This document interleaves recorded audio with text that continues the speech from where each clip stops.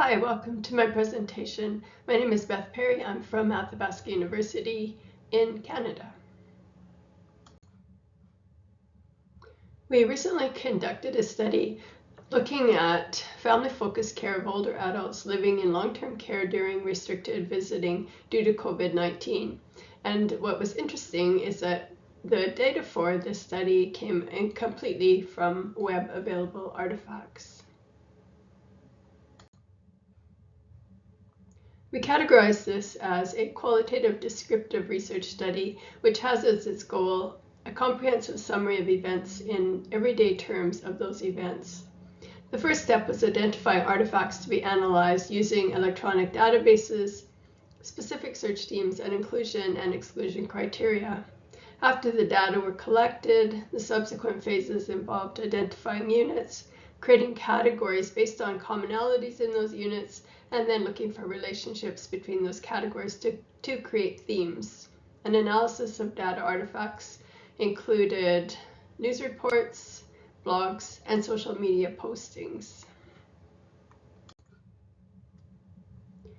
Thematic analysis resulted in 4 themes: dedication, amidst challenge, innovation and continuous learning, living their nursing values, and purposeful knowledge sharing.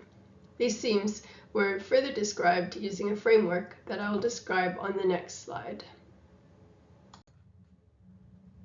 The framework that guided the discussion of our findings was called the 4 Pillars of Exemplary Nursing Practice by Riley et al. 2021.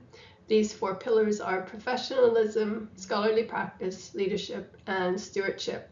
And a link was made between the pillars of exemplary practice and enactment of family-focused care.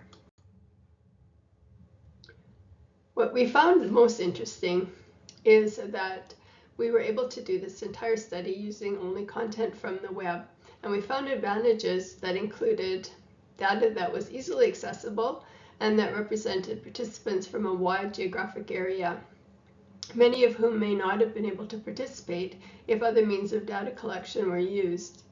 Using web content reduced travel and environmental costs, so it was definitely a green option, and it also saved the health risks of data collection during COVID-19. Limitations of using data only available on the web included possible exclusion of participants who didn't have internet access, challenges with accessing the quality of the data, potential for researchers to be biased in selecting which artifacts to include in the study, and lack of opportunity for follow-up conversation with participants. Listed on this slide are 2 of the references we used in our study, and the second citation there is actually one of the papers that we had published that fully describes the study. If you're interested, it might be something to take a look at. Thank you for taking the time to listen to my presentation. If you want to discuss this with me, I'm happy to be reached at the email address on the screen. Thank you.